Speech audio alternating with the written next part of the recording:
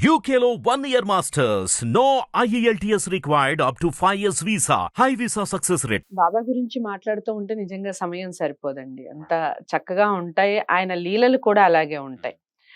మీరన్నట్టుగా ఆయన పాటలు కూడా ఆయన సినిమాల్లో వచ్చినటువంటి పాటలు కూడా చాలా ప్రాచుర్యం పొందాయి. చాలా అంటే చాలా అందరికీ ఇష్టమైన పాటలు అనుకోవచ్చు. మనం చూసినంత వరకు ఆయన తత్వాన్ని సినిమాల్లో కానివ్వండి, సీరియల్‌లో కానివ్వండి, ఇలా రకరకాలుగా చూసిన దాన్ని బట్టి పిల్లలతో ఎక్కువగా గడపడం, గోలీలాట ఆడటం, చేసే చిలిపి చేష్టలుగా చేయటం, పరిగెత్తడం వాళ్ళతో పాటు. అలా ఎందుకు అలా? ఆయన ఆ తత్వం ఎందుకు అలా చెప్పబడింది? దానివల్ల ప్రపంచానికి ఆయన ఏం చెప్పాలనుకుంటున్నారు పిల్లలతో ఆడే ఆటల వలన? మీరు చెప్పండి. అంటే బాబా గారు నేను ఆనంద స్వరూపుణ్ణి అని అన్నారండి. అంటే ఆనందమైన స్వరూపం. అసలు నిజమైన ఆనందం ఎవరు అనుభవిస్తారు? చిన్నపిల్లలే చిన్న అనుభవిస్తారు. పిల్లలు. ఓకే. పసితత్వము, ఋషితత్వము, ఆనంద తత్వం అన్నారు. అంటే ఋషులు ఎప్పుడు ఆనందంగా ఉంటారు. పసిపిల్ల వాళ్ళు ఆనందంగా ఉంటారు. వాళ్ళు ఆడుతూ ఆడుతూ ప్రపంచాన్ని మర్చిపోతారు. తూనీగులతో ఆడతారు, ఆట స్థలాల్లో ఆడుతూ ఉంటారు. ఎంతో నిజమైన ఆనందాన్ని పొందుతారు. అక్కడ వాళ్ళ కుల మతాలు ఇవన్నీ ఏమి ఉండవు. పసిపిల్లలకి అవి ఏవి తెలియవు. అలా అంటే పసిపిల్లల యొక్క మనస్తత్వం ఎలా ఉంటుంది అంటే నిష్కల్మషంగా ఉంటుంది. ఆనందమే అసలు జీవితం అంటేనే ఆనందము అని బాబా నేను ఆనంద స్వరూపుణ్ణి అన్నాడు. కానీ పసిపిల్లలతో అలా అలా ఆడుకుంటూ ఉంటారు. ఆడటం అంటే దత్త సంప్రదాయంలో అక్కలకోట మహారాజు కూడా పసిపిల్లలతో గోళీలు ఆడుతూ ఉంటారు.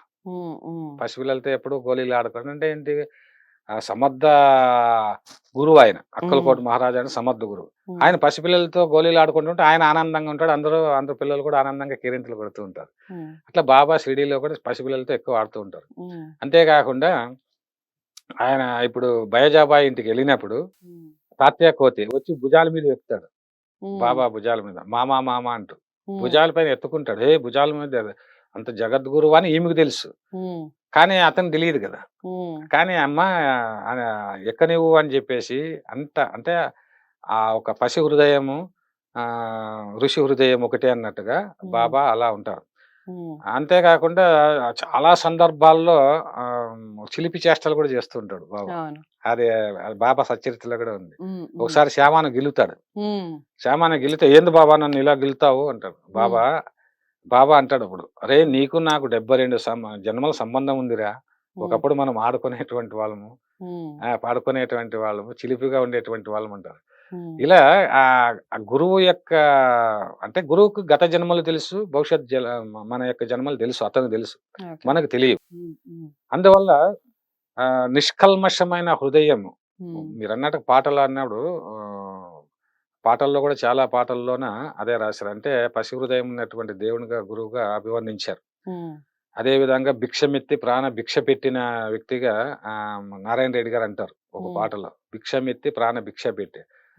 అంటే ప్రాణాన్ని భిక్షగా పెట్టాడు. అంతటి గొప్ప గురువు. భిక్షమెత్తారు, బైజాబాయి ఇంట్లో భిక్షమెత్తాడు. మరి ఆమె కొడుకు చనిపోతే ఆ ముసలి తల్లి ఎంత శోకిస్తుంది, పుత్ర శోకాన్ని భరించలేదు కదా. అందువల్ల ఏం చేశాడు, తన యొక్క జీవితాన్ని ప్రాణాన్ని భిక్షగా పెట్టాడు. బాబా అన్నారండి, బాబా చెప్పినటువంటి మాటలు, నా భక్తులను నేను రక్షిస్తానని అనేటువంటి ఒక కాన్ఫిడెన్స్ ఎలా క్రియేట్ చేస్తాను, నా భక్తులను ఎప్పుడు పతనం కానివ్వను అన్నాడు. నేను ఉండగా భయమేలా అంటాడు. ఆ ఏకాదశి సూత్రాల్లో కానీ అక్కడక్కడ చెప్పినటువంటి విషయాలు వింటే చాలా ఆశ్చర్యం వేస్తుంది. నేను ఎంతగా ప్రేమిస్తానంటే దూమలతో అంటాడు, రా తమ్ముడు రా, నేనే గనక రేయంతా నీ గురించి ఆలోచించాను. అంటే ఒక గురువు ఒక భక్తుని గురించి రేయంత ఆలోచించాడంటే, రేయంత ఎవరు ఆలోచిస్తారంటే ఒక పసిపాప. అంటే జ్వరం వస్తే తల్లి రాత్రి నిద్రపోదు. పసిపాప అంటే రేయంతా తన యొక్క కొడుకు గురించి ఆలోచిస్తుంది, కూతురు గురించి ఆలోచిస్తుంది. నిద్రపోదు తల్లికి ఎందుకు నిద్రపోదు అంటే అంత ప్రేమ పిల్లల మీద ఉంటుంది. బాబాకు కూడా అంతటి ప్రేమ తన యొక్క భక్తుల మీద ఉంటుంది. అసలు దోమల్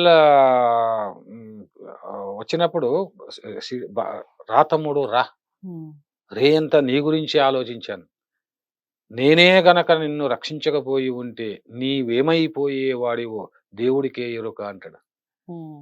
అంటే అంత ప్రేమ తత్వము ఉన్నటువంటి గురువు, జగద్గురు. అందుకే మీరు చూడండి, ఏ టెంపుల్కి వెళ్ళినా, ఏ భక్తుని కదిలించినా, ఏ భక్తురాలను కదిలించినా అసలు వాళ్ళ యొక్క అనుభవాలే చెప్తారు. ఇద్దరు సాయి భక్తులు, ఒక సామెత ఉందండి ఇటీవల కాలంలో. ఇద్దరు సాయి భక్తులు కలిస్తే ఒకరికొకరు చెప్పుకోవడానికి ఆతృత పడతారు, అనుభూతిస్తారు, ఇద్దరు పరవశించిపోతారు, పిచ్చోళ్ళు అయిపోతారు.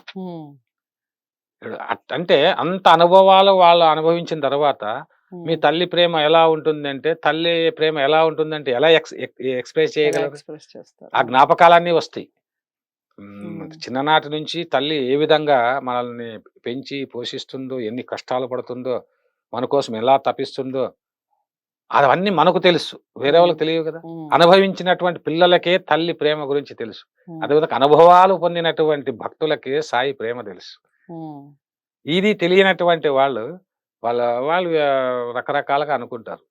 కాబట్టి సాయి తత్వంలో పసిపిల్లల మనస్తత్వం అనేది బాబాకు ఉంది. బాబా తత్వమే పసిపిల్లల మనస్తత్వం. అసలు పసిపిల్లల మనస్తత్వం అంటే ఆ నిష్కల్మషమైన హృదయం.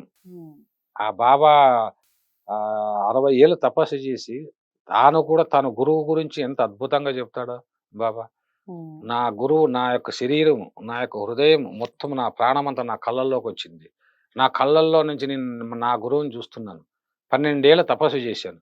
నా గురువు తప్ప ఈ ప్రపంచం నాకు ఏదీ కనిపించదు అంటాడు.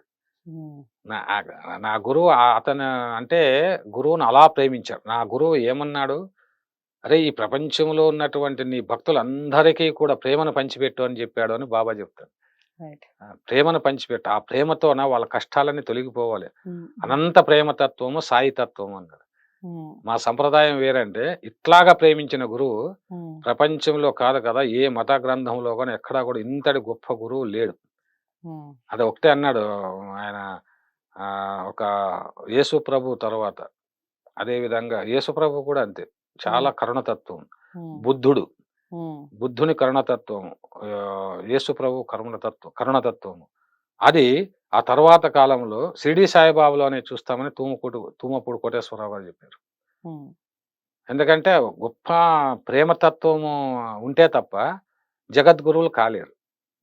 ఇక్కడ సాయిబాబా తత్వంలో ఏంటంటే ఇన్ని టెంపుల్స్ ఉన్నాయి, పిలిస్తే పలికే దైవం అంటారు. ఇంకొక విషయం, పరమ రహస్యం చెప్తున్నాను మీకు. ఇది బహుశా ఎవరు చెప్పి ఉండకపోవచ్చు. నేను శిల్ప సమాధిలో ఆయన ఏం చేయాలి, బాబా కూర్చున్న తీరు అది కుండలీకరణ శక్తి మేల్కొన్నటువంటి తీరు అండి. అందుకే బాబాను మనం మొక్కిన వెంటనే మన కోరికలు నెరవేరుతాయి. అందుకే కుండలి మేల్కొన్నట్టు అన్నాను. కుండలి ఎలా మేల్కొంటుంది? సహస్రారంలో కుండలి ఒక సర్పరూపంలో మేల్కొని ఉంటుంది అన్నట్టుగా ఆ రూపంలో బాబా రూపం అలా వచ్చిందండి. అంటే పరబ్రహ్మము తానై తాను పరిపూర్ణమైనటువంటి ఒక గురువుగా ఆవిర్భవిస్తే ఆ గురువు రూపం ఎలా ఉందంటే, షిరిడీలో ఉన్నటువంటి సాయిబాబా ఒక ఆయన కూర్చున్నటువంటి తీరు, ఒక బండ పైన ఆయన కూర్చున్న కాళ్ళ మీద కాలు వేసుకొని కూర్చున్న తీరు, అనుగ్రహిస్తున్న తీరు, ఇది కుండలీకరణ మేల్కొన్న తీరు. ఇది చాలా మంది పరిశోధకులకు అంటే తెలియదు, చాలా మంది ఇది ఇంతవరకు ఎవరు చెప్పలేదు. అందుకు ఒక కాపాడే అన్నారు, ఆయన నవ్వు గురించి కాపాడే చెప్పారు. తూంపూడి కోటేశ్వరరావు ఇది పరిశోధన చేసి వీళ్ళ కళలో కనిపించిన నా రూపం ఏమిటి, ఈ రూపం ఇలాగే ఎందుకున్నారు అంటే వాళ్ళు చెప్పాల్సిందే తప్ప మనకు తెలియదు. అలా బాబా కళల రూపంలో చాలా మంది కనిపించి తన యొక్క రూపాల గురించి, తన యొక్క జన్మరహస్యం గురించి ఎక్కడ చెప్పలేదు. చూడండి ఇక్కడ ఒక విషయం. కానీ ఆయన ఎందుకు చెప్పలేదు అనేది అదొక ఆ చరిత్ర. అంటే బ్రిటిష్ వాళ్ళు అప్పుడు వచ్చిన సందర్భంలో మతాలు కొట్లాటలు ఉన్నాయి కాబట్టి హిందూ ముస్లిం, అందువల్ల బహుశా చెప్పలేదు అతని జన్మరహస్యము అని చాలా మంది అనుకుంటున్నాం అంతే. అదే విషయం. చాలా చక్కగా చెప్పారు. పిల్లల్లోనే అసలైన ప్రేమతత్వం కనపడుతుంది. అలాంటి ప్రేమతత్వాన్ని ఇంకెక్కడైనా చూడాలి అంటే అది సాయిలోనే చూడాలి. ఇంకా మీకు ఏమైనా డౌట్స్ ఉన్నా లేదా సాయి తత్వాన్ని గురించి మీకు ఇంకేమైనా తెలిసి ఉన్నా కామెంట్ బాక్స్లో తెలియజేయండి. ఈ వీడియోని అందరికీ షేర్ చేయండి, లైక్ చేసి ఛానల్ని సబ్స్క్రైబ్ చేసుకోండి. తదుపరి వీడియో ద్వారా మనం అసలు సద్గురు ఎందుకు అయ్యారు సాయిబాబా అన్న విషయాన్ని నెక్స్ట్ ఎపిసోడ్లో తెలుసుకుందాం. నమస్తే.